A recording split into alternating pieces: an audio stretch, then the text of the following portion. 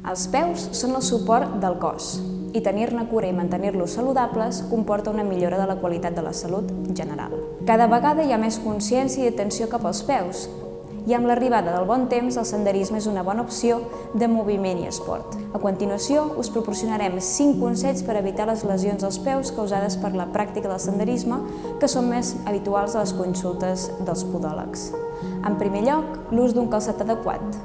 És important saber quin tipus de caminada farem i quin desnivell podem trobar per utilitzar un calçat de canya alta o un de canya baixa amb l'objectiu d'estabilitzar el turmell. També s'ha de valorar el grau de permeabilitat, transpiració i sol antilliscant segons el tipus de terreny que es trepitjarà. Una correcta regulació amb cordons o un sistema similar també millorarà la marxa subjectant el peu al calçat correctament. És habitual que en utilitzar mitjons i calçar per primer cop apareguin fregaments o butllofes als peus.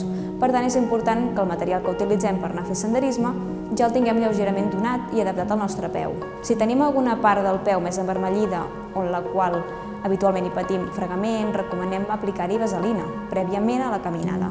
En segon lloc, trobaríem les infeccions per fongs. En caminar és inevitable que suem i aquesta humitat pot provocar que l'ambient sigui l'adient per l'aparició de fongs. És important utilitzar mitjons de teles naturals com el cotó per evitar un excés de suor.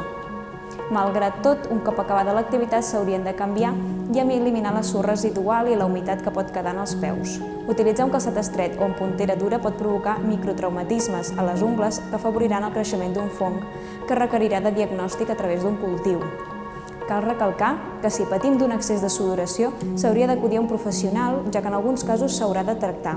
En tercer lloc trobaríem les onicocriptosis o ungles clavades, que poden ser doloroses i que accentuen després d'una caminada per diferents factors. És important, per tant, mantenir un bon tallat unguial recte i sense arrodonir els laterals.